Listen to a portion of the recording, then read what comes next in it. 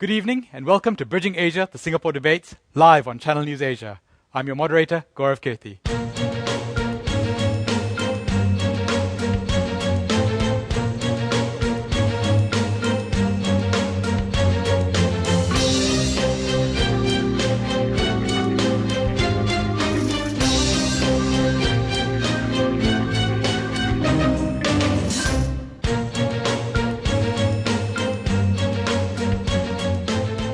Some people call this the Asian century, and there are some big topics that will determine how the future will be shaped. It's hard to think of a bigger topic than the rise of the two Asian giants, China and India. China clearly has the lead today in terms of hard power. Its economy is the world's second largest, well ahead of India. China's military is rapidly modernizing and making some countries worried. In terms of soft power, opinion polls indicate that India's influence is more welcomed than China's. But the real question is whether this story will reverse itself in 15 years. India has a more youthful and, according to surveys, optimistic population. China is facing political resistance from its people, and economists worry about the possibility of economic bubbles bursting. So will the Indian elephant outpace the Chinese dragon by 2030? Well, that's our debate tonight. We polled the studio audience and visitors to our website before the debate. Let's take a quick look at the results as they stand right now. We're looking at China with 53.5%, so just narrowly ahead. And India with 46.5%. But as we know, anything can happen in this debate. We've seen a lot of movement in the votes online in the past week. And now it's just a slight lead, so we'll see what the speakers can do to change your mind. Well, the competition tonight is wide open. Do cast your votes. And remember, if you change your mind, you can change your vote. Let's first start by meeting our panel of adjudicators who will be giving us their comments throughout the debate tonight. First up, Mr. Chelva Raja, Senior Counsel at Tan Raja & Chia and Singapore's non-resident High Commissioner to Papua New Guinea. Next, Ms. Eleanor Wong, Playwright and Associate Professor in the Law Faculty at the National University of Singapore. And Mr. Adrian Tan, Director of Dispute Resolution at Singapore law firm Drew & Napier. Thank you so much for joining us. Before we start the debate tonight, I noticed 2 Chinese, 2 Indians. Any biases in the audiences and judges so far? Hopefully none. Well, let's meet our... Even right here on stage. 2 and 2. Mm-hmm. Well, let's meet our panel of debaters first. The first speaker arguing that China will lead in 2030 is Mr. Parag Khanna. He's a geostrategist and senior fellow at the Singapore Institute of International Affairs. He's also the author of international bestseller, The Second World, Empires and Influences in the New Global Order. Supporting him is Mr. Xu Sitao, who joins us from Beijing, where he's based. Mr. Xu is the China Chief Representative of the Economist Group. Making the case now that India will be ahead is Mr. Sanjeev Sanyal. He's an economist, author, environmentalist, and global strategist at Deutsche Bank. His teammate is Professor Huang Jing, Director of the Center on Asia and Globalization at Lee Kuan Yew School of Public Policy. Welcome to all of you. The first speakers will have 3 minutes each to open their case. They'll then have 1 minute of rebuttal time each to respond to the other speaker. Mr. Khanna, you were born in India, lived all over the world, but now you're arguing on the side of China. Tell us why in your 3 minutes. I certainly will, Gaurav. Good evening, everyone. Ladies and gentlemen, I wonder why this debate is even taking place. I am an Indian, but I've spent so much time in both India and China, and yet even though they occupy the same continent, they do not inhabit the same strategic reality, not now and not in 2030.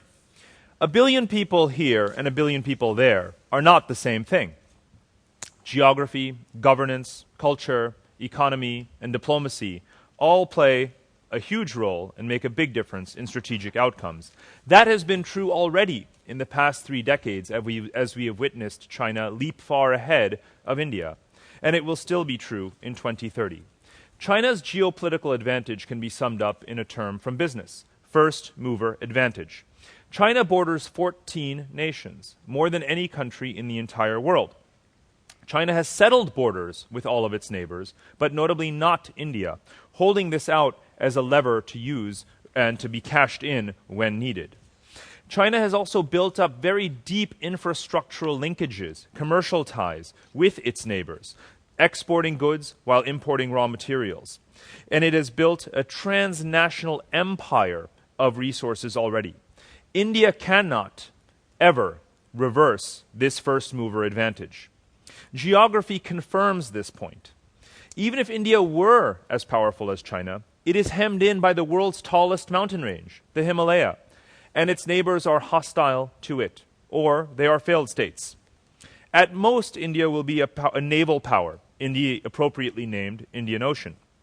That is not a small role to play, the strategic passageway from the Middle East to the Far East. And that is a fair estimation of what India's power could be in 2030. But that does not mean it will be anywhere near as powerful as China. The economic fundamentals further underscore this point. Everyone knows that China's reforms began before India's, but since that time its advantage has been locked in even further. Currently, India's GDP is about 1/5 that of China's. This debate looks 2 decades ahead, and China already is 2 decades ahead in terms of its economic size, its infrastructure base, and many social indicators. In some of these areas, like infrastructure, the gap may literally never close, not even past 2030. In fact, one of the areas where India most needs to grow and most needs investment, which is power and transportation, India has had to invite China in to help develop these sectors because it has failed to do so itself. So imagine that India could in fact catch up by 2030. Does that mean that China has magically stood still? If India were to take over all of China's manufacturing, then perhaps it could catch up. But China is investing $1 trillion in advanced technological sectors. It may slow in terms of economic growth, but it is getting richer in terms of power Thank you so much, and Mr. leverage. Khanna. Unfortunately, I'm going to have to stop you there. Mr. Sanyal, he's made some interesting points about the massive economic lead that China has already built up. But you argued in your book that India has just woken up from its slumber and it's going to race ahead. Tell us why in your 3 minutes. Well, let me begin, ladies and gentlemen, by agreeing with Parag that China is indeed ahead on many economic and other parameters. But people forget how recent this lead really is. If you went back as just 20 years back to 1990, both India and China had roughly the same per capita income. They were roughly the same level of urbanization. So the point I'm making is China's lead is because of a relatively small difference in growth rates compounded over 20 years. Clearly, a small difference the other way, compounded over the next 20 years, would completely change their relative positions.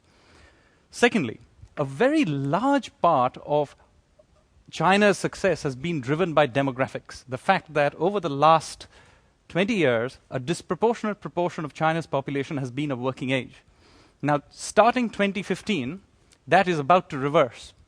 On the other hand, India is about to enter its golden phase, so to speak. And in fact, this golden phase of demographics will remain in place from 2015 to 2045.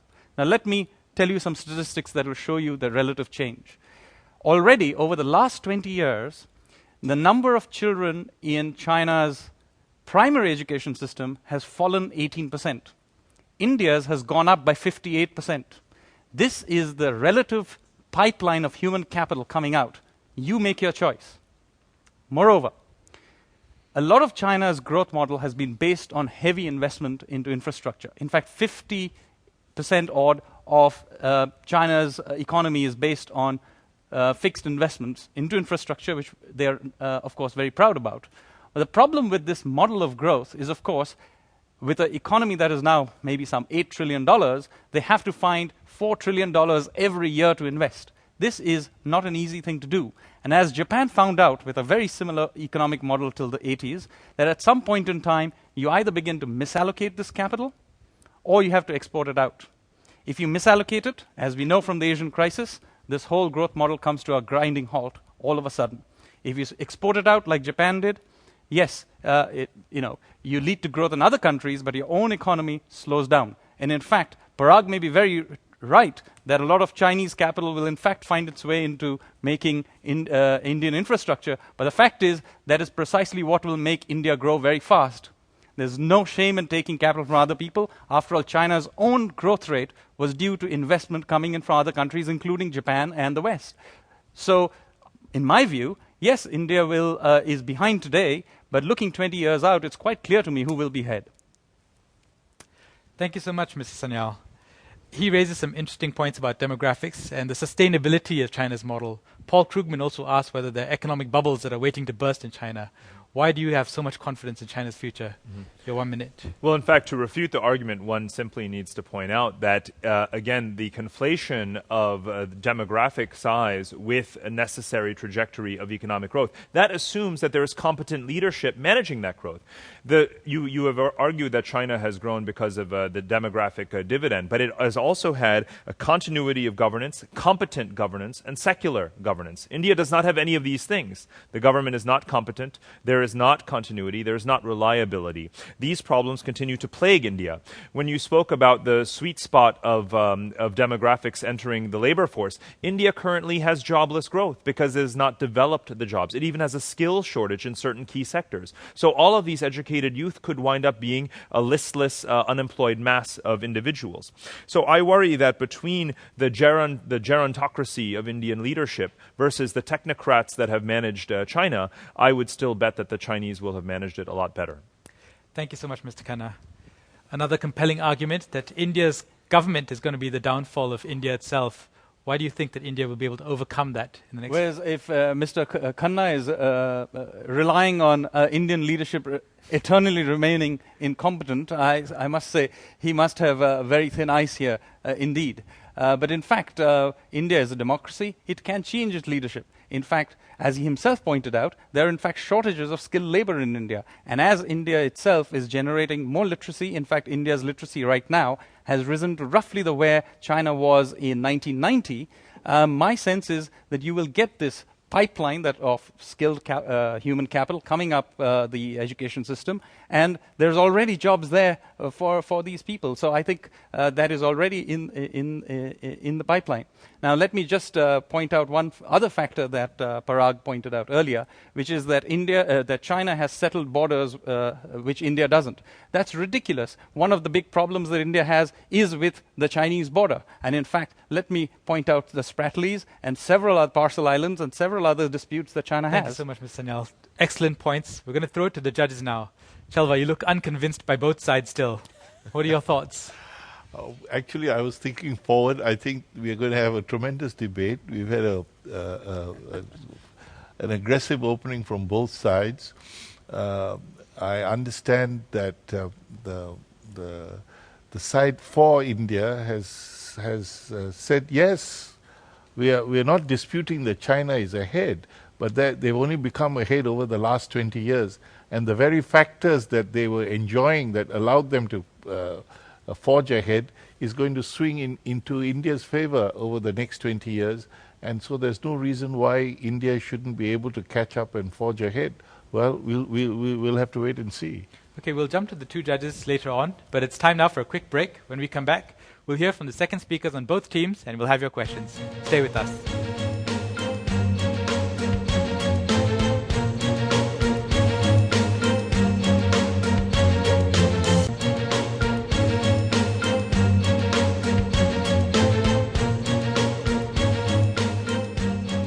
Welcome back to Bridging Asia, the Singapore debate. We're live in the studio and debating the question, China or India? Who's going to be ahead in 2030? We've heard from both the first speakers. Let's take a quick look now at how the poll looks like. We started off with the Chinese team leading 53.5%. Looks like they've dropped a little bit. It's 50.5% now for China, 49.5% for India. So like I said, anything can happen, and looks like it's already switching around slowly. Let's move now to the second speakers and hear from their teammates. Mr. Xu, you're based in China. What are you seeing on the ground that gives you confidence that the economic, political developments out there are still sustainable and will lead in the next 10 to 20 years? Well, thank you. I think being on the ground would really allow you to appreciate, certain structural trend, long-term trend underpinning China's growth, and also certain structural differences between China and India. First of all, I would like to say both China and India are compelling stories from economic growth perspective. Secondly, I would argue, based on the next 15 to 20 years growth trajectory, this gap is likely to be maintained based on the following reasons. The debate currently taking place in China is whether China can successfully divorce from so-called middle-income trap. I believe that's indeed the case. And Sanjeev has alluded certain growth constraint being associated with malinvestment, relying on fixed investment. I believe financial reform and would be a medicine and addressing this issue. And if we look at China's regional growth profile, and this is the first time in human history, essentially you have Japan, Four Dragons, and ASEAN taking place in China. Greater Shanghai area, that's China's Tokyo, Osaka. Central China, that's Four Dragons. Northeast, that's ASEAN country. And this is potentially extremely powerful for China's growth.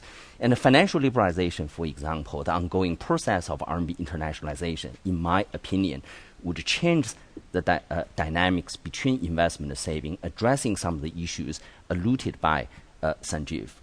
And also, I believe the issue whether China can sustain the current growth really boils down to the issue whether the system is flexible enough. So let me just give you some evidence. On my way to Singapore from China, the headline story, future Prime Minister Li Keqiang, and vocally, calling for structural tax cut, and that's a very strong evidence. And the current leadership, in my opinion, already institutionalized a term limit. I think that's indeed good for social stability and political stability. And population dividend or demographic dividend, again, being alluded by Sanjeev, that's favoring India at this point. But I do believe as economic reform continues, certain issues which were taboo in the past, one-child policy, hukou system, resident permanent system, now actually becoming low-hanging fruit. So I believe continued changes on the supply side in conjunction with regional growth story and financial liberalization would ensure China to sustain 6 to 7% growth, allowing China to achieve South Korea and Taiwan today's level. So that's my argument. Thank you. Thank you so much, Mr. Xu. So it's sustainable future, that's what they're saying. Dr. Huang, you've studied Chinese politics for a long time now. What are the worries that you have about this Chinese trajectory that he's arguing for? Your time starts now. Yes, we're talking about the future, not the past. So if you look at the future, you're going to see the potentials and the foundations. That is, does China or does India have a solid foundation to sustain a long-term development? My teammate already tell you that India does have a bigger potentials, more solid foundation in terms of demography or in terms of economic long future development. But now I'm going to give you something about political and the social foundations of both countries to see that which country has more solid and bigger potentials for the future. When we talk about social and political environment, we're looking about three factors. To put it in a very simple way, number one, how well are you accepted by people around you? That is, people around you see you as an enemy or as your friends or as a potential rival. Number two is there a system that can have a good management of inevitable political and social problems in the long run? And number three, do people feel good about themselves? In other words, do people have enough freedom to do what they want to do, to say what they want to say, to learn what they want to learn, and to talk about what they want to talk about? If you look at the three factors, three areas, let me repeat, how people look about you, how people around you look at you. Number two, do you have a system that they can handle the problems among yourselves? Number three, do you have enough freedom, that you have enough confidence, a good feeling about your future?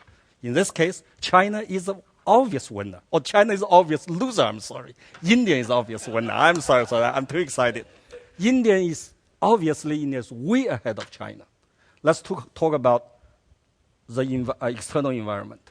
China has been emphasized again and again that China's rise is a peaceful rise. But again and again, China's fast development giving rise to what? Concerns, anxieties, or even hostilities. Parag just said China has about 14 neighbors. Every one of them worries about China, including North Korea and Pakistan, let alone Japan, Korea, India, of course. In other words, people around China do not feel good about China's development. The reason is very simple. China's political system is not compatible with mainstream of international community. Number two, China's problem, can China's problem handle problems? China's political system handles the problem by two steps. Step number one, cover it up. Step number two, crack down. But India's problem can be open up and handle it in an open fashion. Number three, about confidence of people. Easy case. Chinese government try to keep Chinese people in dark. The internet controlled. All the newspapers by the government. All the TV stations owned, controlled by the government. You look at India's case, India has a very vivid, democracy. People do enjoy a lot of freedoms in terms of speech, organization, Thank you so much, assembly. Professor Huang. We're going to have to cut you off there. Mr. Xu, he's arguing that the changes in China are not going to be positive because there's a lot of fundamental tensions. But you see things differently. Tell us why. Oh, yeah, definitely. Because I think Professor Huang has stressed a very important word, future. I believe Communist Party is likely to move with times. And based on what I said earlier, there is indeed more competition within the party. For example, today, how could you argue Japan is now a democratic country, right, with one-party system? I believe more competition is taking place. Secondly, I also believe, given what China has experienced between 1949 and 1976, there is genuine rejection against planned economy. This is something actually very missing in many places. I believe this is a source for continued economic reform. Indeed, if you are spending more time in China, you will realize a lot of controls being introduced by the government is actually non-binding constraint. Society is a lot more open than you think from the surface. There are enough pressure valves, in my opinion. Thank you so much, Mr. Xu. Professor Huang, he's saying that the Chinese system is likely to change, but you have doubts about whether that change can be progressive? The What are your key word thoughts? here is likely. You said likely to change, which means it's unlikely to change 50-50, the best chance. But what I'm saying is that you have to look at reality now. Just we know the Bolshevik saga. What happens is that people keep in dark. They don't know. And the Communist Party government try everything possible to control the source of information, because you know that if you want to deprive people's independent thinking, deprive the freedom, you control the source of information. That is what Chinese government is trying to do, and I don't think they're going to give that up in the short future. Thank you so much for that. Well, we've heard from all the four speakers. We've had some good crossfire. We're going to hand over to the judges very quickly, and we'll start off with Eleanor. Well, it's a dead heat, and it deserves to be. I don't see very much separating both teams, and it makes me very happy. For once, not to be in the negative. Excellent. Adrian, what are your thoughts? Well, I'm not that happy.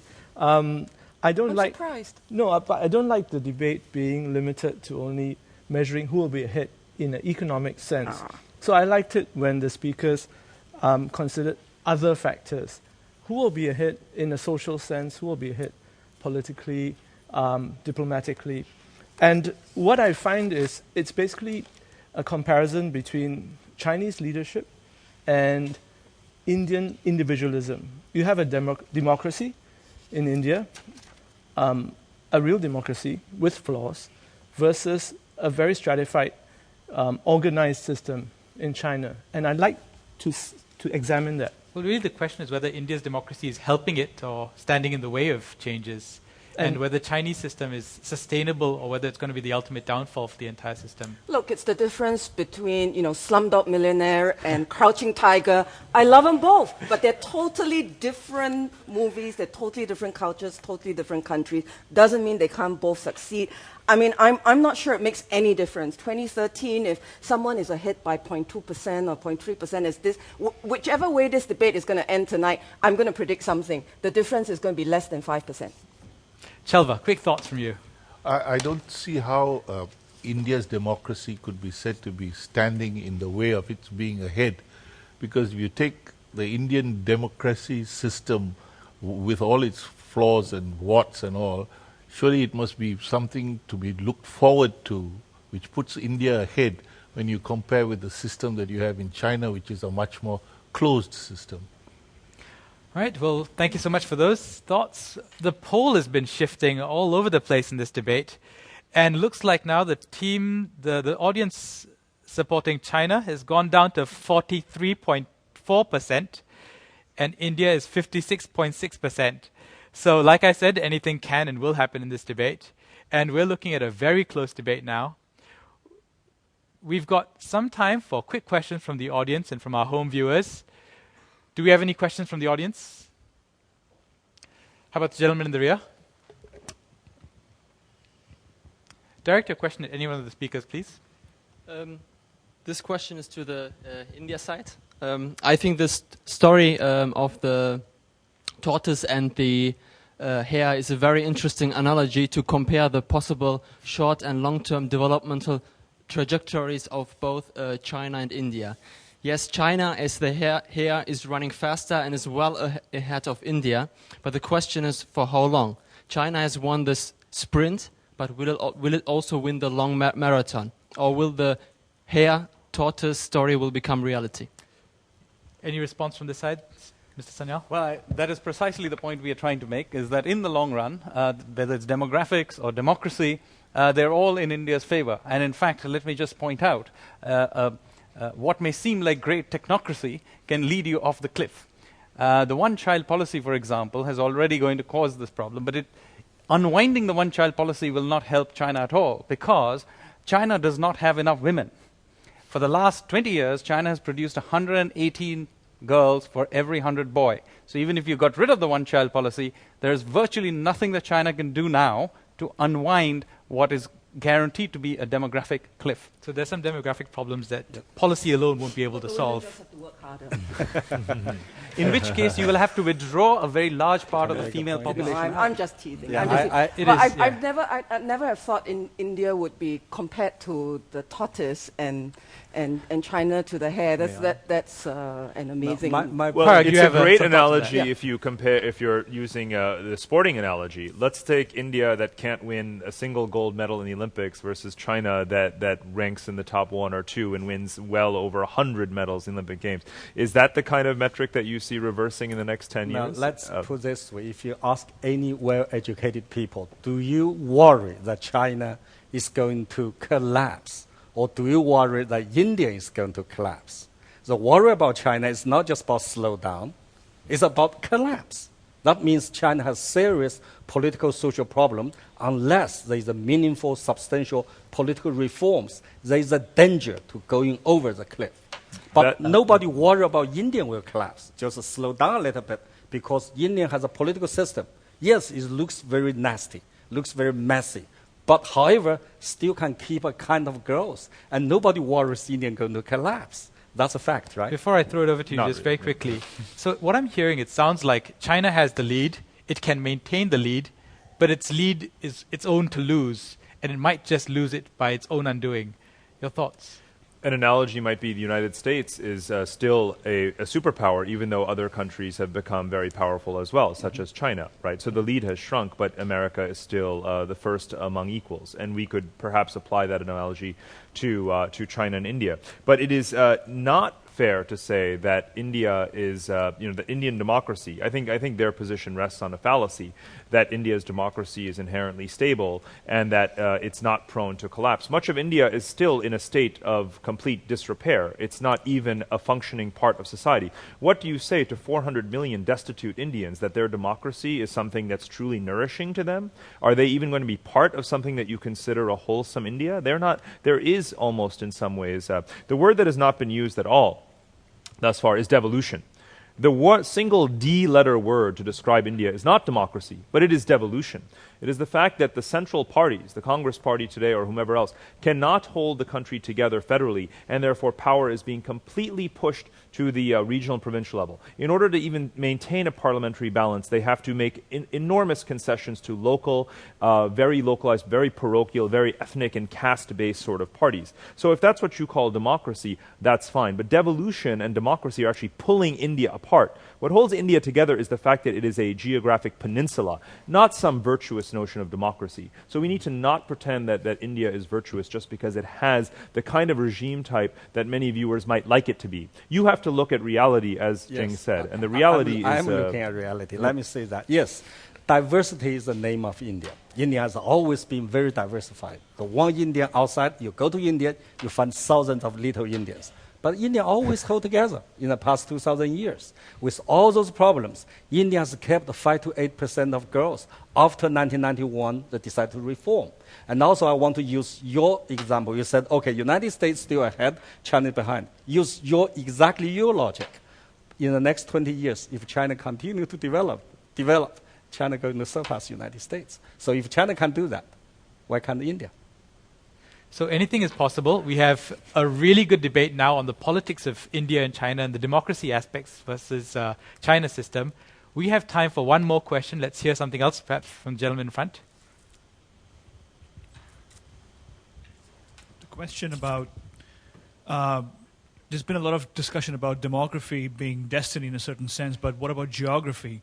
India is still, its land borders are still hemmed in, either by the Himalayan mountains or by a very unfriendly neighbor to the northwest, and which limits its access to resources, access to trade, and how do you see this impinging on India's growth in the future? Mr. Khanna, I know this is a point that you addressed in your own speech, so I'm going to throw it over to this side. Mr. Sanyal, perhaps you have some thoughts on that. How is India going to overcome the border constraints?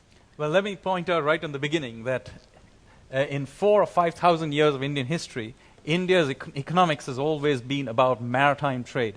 We are right now in Singapore. Why is it called Singapore? Because for 2,000 years, Indian traders came here to trade. India's always been looking south and southward towards it, and it's always been a maritime nation.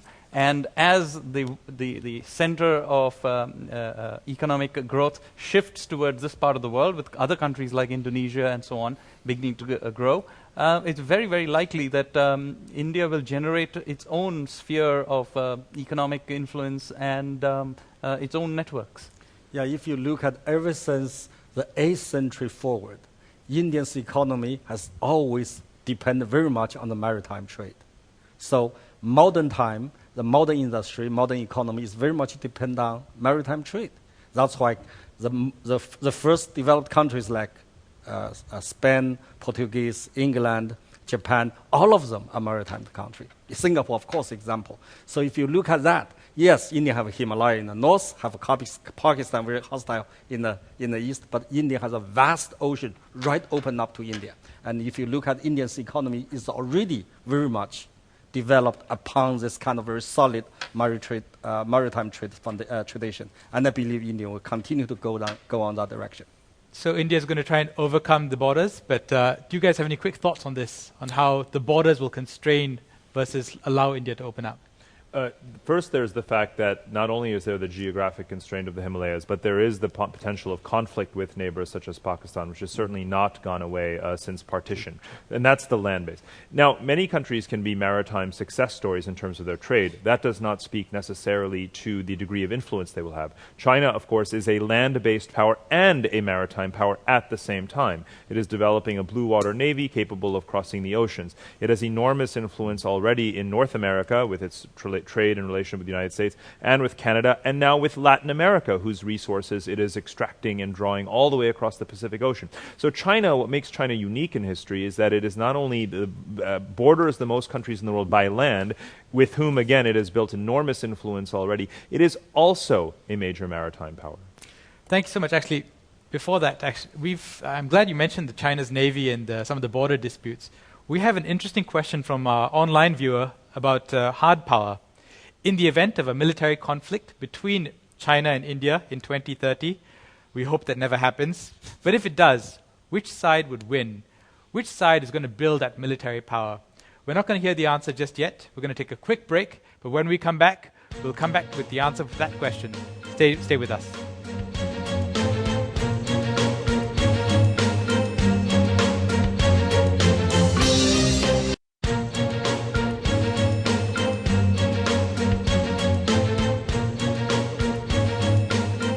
Welcome back to Bridging Asia, the Singapore Debates. I'm Gaurav Kirti, your moderator. We've got a great panel of prominent thinkers debating whether China or India will be ahead in 2030. And we've heard arguments on both sides, and the audience and the viewers at home have been going back and forth in the poll. Let's take a quick look at the data right now.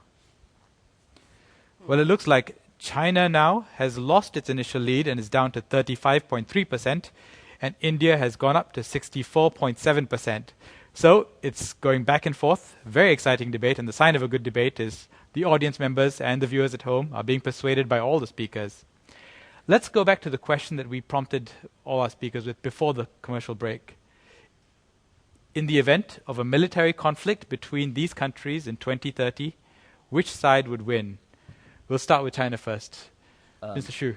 Well, there was a a very short war between China and India in the 60s, which ended with China's victory. But I hope that episode won't replay, because these two countries are both fantastic stories. There is so much economic synergy between these two countries. A lot of this discussion is about the border, about neighbors. I actually want to introduce another concept, which is actually beyond the border. That's the economic cloud. That's about currency.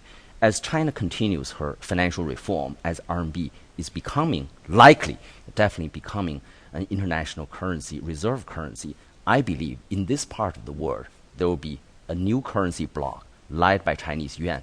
I don't think anyone can argue with that. I think that will give China tremendous economic influence, which goes beyond borders. Go ahead. Just a tiny point to add. Wars aren't necessarily always fought directly as they were Proxies. in 1962. Through proxies are usually how such a confrontation would take place. Bearing in mind, of course, that China has built what is often called the string of pearls strategy, with relationships with Iran, with Sri Lanka, and even Bangladesh and Myanmar. So the fact is that were there to be such a conflict, China has a very ample ability to pin down India from all directions. Over to this side. Although a military conflict sounds extremely unlikely, what are your thoughts? First, I agree with Mr. Xu. I hope this never ever happen. I also agree with Parag. That is, war nowadays is never a bilateral affair. War now, if it starts, it's a multilateral affair. Then we have to understand this. Let's say for a small country, what's a nightmare? Nightmare is that if you have a trouble, nobody come to help you. But for a big country like China and India, what's a nightmare? Nightmare is that when you have a problem, nobody come to support you, to listen to you. My point here, if, of course, big if there is a war between China and India, I believe, given the political system, given the history of the two countries, and given the outside world view about China and India, India will have much, much more international support in this conflict. That will make India a victor. Thank you so much for that. We've been looking at opinion polls from the Chicago Council, and they've been stating that people are afraid of China's military rise. So the point that you're making is quite valid. People might be worried about a rising Chinese military, but are less so about an Indian rising military. We have time for one more question from the audience. Perhaps we can have the gentleman over there. My question is directed at the side in support of India. I know there is a very positive outlook on India, but there's no proof that you've provided to tell me that China's growth will slow down enough for India to overtake. I want to invite you to prove that to me. Well, we'll start with you, Mr. Snell. Okay, I mean, as I pointed out, demographics is a very, very powerful force. As I pointed out, you are dealing with a labor force. In one case, has a pipeline that has shrunk by 18% over the last 20 years and will now play itself out. The other that has gone up by 58%. So the labor force in the two countries are going in diametrically opposite directions.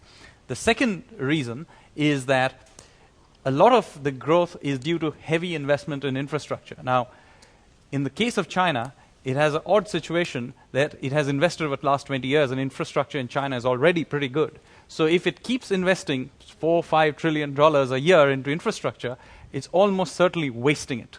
So ultimately, as Japan discovered in the 1980s, it will have to do one of two things. Either export this money out, in which case it will find its way to other countries, including India, or it will have to simply waste it, in which case it will have a crisis. Either which way, China's growth rate is almost certain to slow down dramatically by the end of this decade. Thank you so much.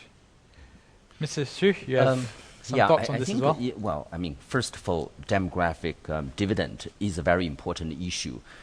We know life expectancy in China is roughly 7 to 8 years, longer than India. And we also know there is a policy debate extending retirement age, so on and so forth. I believe that's definitely going to take place in China. I also believe relaxing one-child policy and of course, urbanization in China right now still have 15, 20 years to play out. This is a very structured trend. And on demographic, I also believe it's too naive, simplistic, just to say malinvestment. For example, I believe, as we are speaking now, there is actually another wave of automation, changing the ratio between machinery and capital, and allowing Chinese manufacturing to stay competitive. Thank you so much. We're going to have to go to the judges now. Adrian, you've been looking and nodding furiously throughout. Which side are you nodding towards? Well, I need them to answer this question. What do you mean by ahead? Ahead in what sense? Don't just focus on economics. Which country is going to have more friends?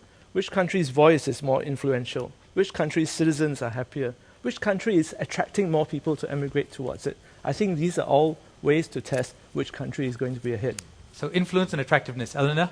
Well, I think that this debate has been swayed in a way that's quite predictable by the flashy story.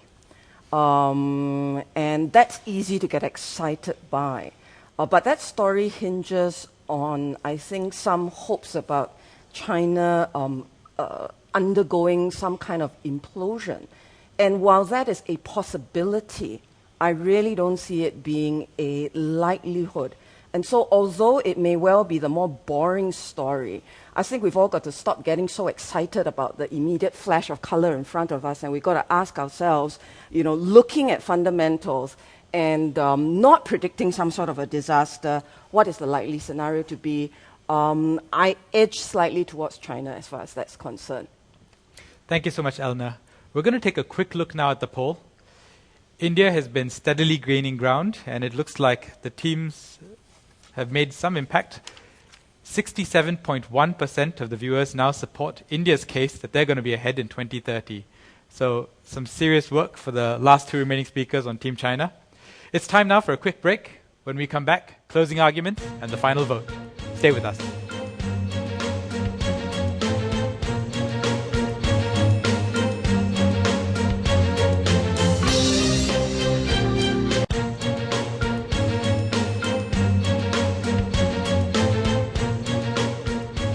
Welcome back to Bridging Asia, the Singapore Debates. We've been debating the question of whether China or India will be ahead in 2030. There have been plenty of great arguments raised by both sides, but have you chosen your side? We're going to start with our final summations, and we'll begin with Mr. Khanna. Your 1 minute begins now. Thank you. Let me begin by addressing this issue of what does ahead mean. India will no doubt narrow the gap, but that doesn't mean that China will stop. Demographics may favor India in terms of driving growth, but it doesn't sustain growth. In fact, a large population can be a liability. Nigeria, Pakistan, Egypt, these have large populations, but their governments have been completely incompetent to manage them, and we see what the result has been.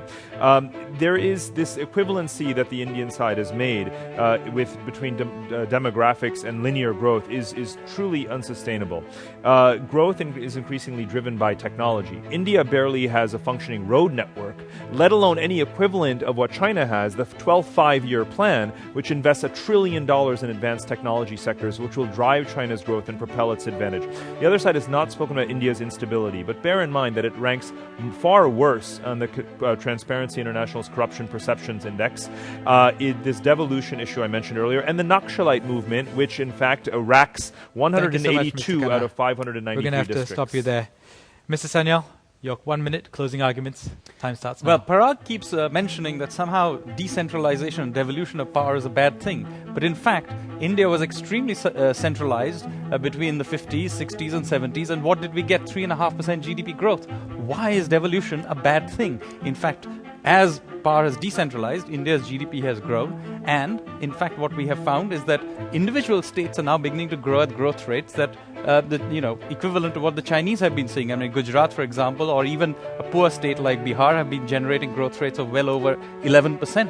And as this process takes over, I can quite clearly see that this process of devolution precisely will generate growth across India.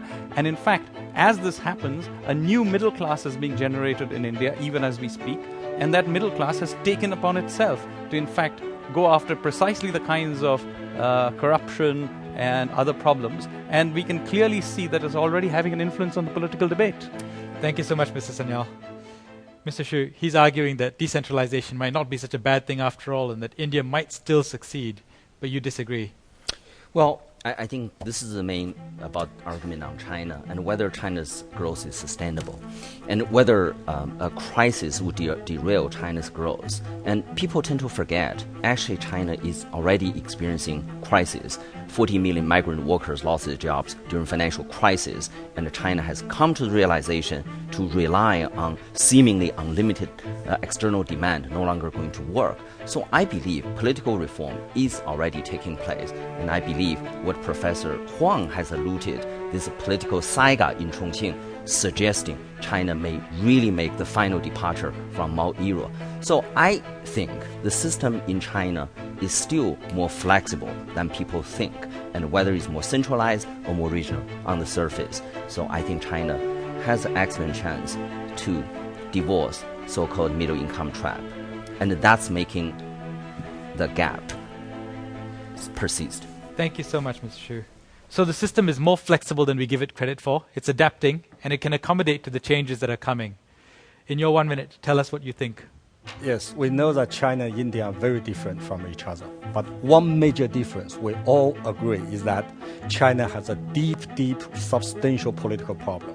That is, China's political system is very much flawed. So China's future depends, you will agree with me, to what extent Chinese government and Chinese people can solve this problem. So just like China is a Titanic, very big, very fast, but there's a huge iceberg waiting ahead of it. But India, this boat is smaller, not very good in good shape, looks like, but India's voyage is easier to navigate because India does not have this kind of deep political system. India does not need to have this kind of deep-seated reform to solve this problem. So there's no iceberg in front of India. Thank you so much. It's an interesting analogy. We'll see whether the iceberg comes for either India or China in the next 10 to 20 years. Judges, what do you think? Chelva? I think eventually it depends on how you define or how you see ahead.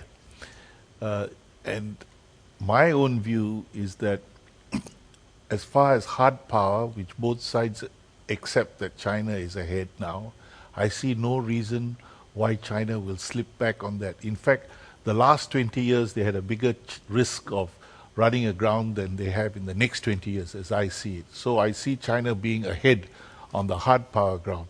But I see India being ahead in the soft power ground.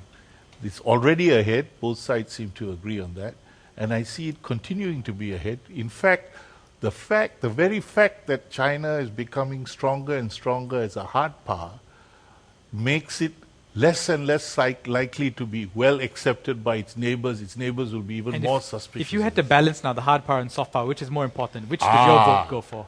I think, if looking upon yourself as from the point of view of being an Indian or a Chinese, I think soft power is nicer. So your vote goes to India. Eleanor, your thoughts? think that from the outside, though, hard power is what counts. And I think it's nice to feel good, but at the end of the day, the country that is powerful will attract its acolytes.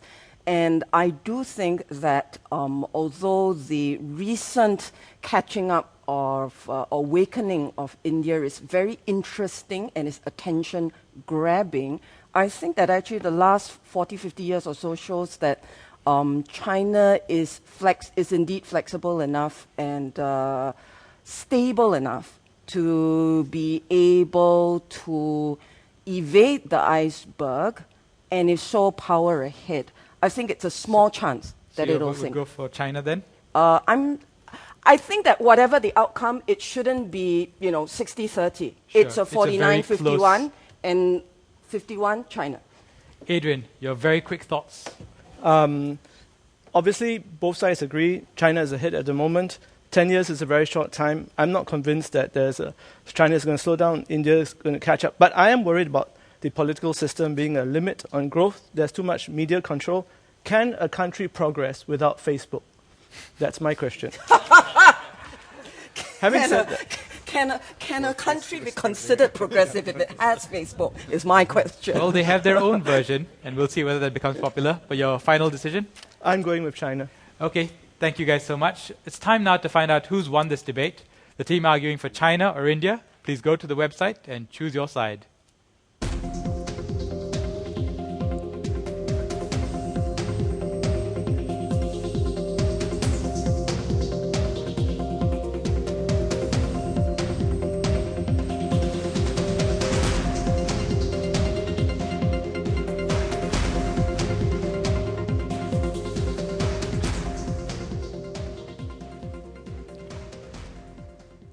And now, for our final tally, let's have it up on the screens.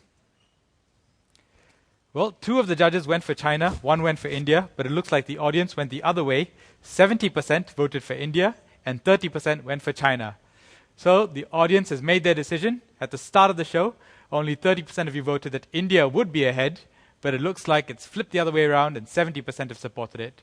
So it appears that both Mr. Sanyal and Professor Huang have successfully persuaded you to their side. They've won the debate. Thank you guys so much.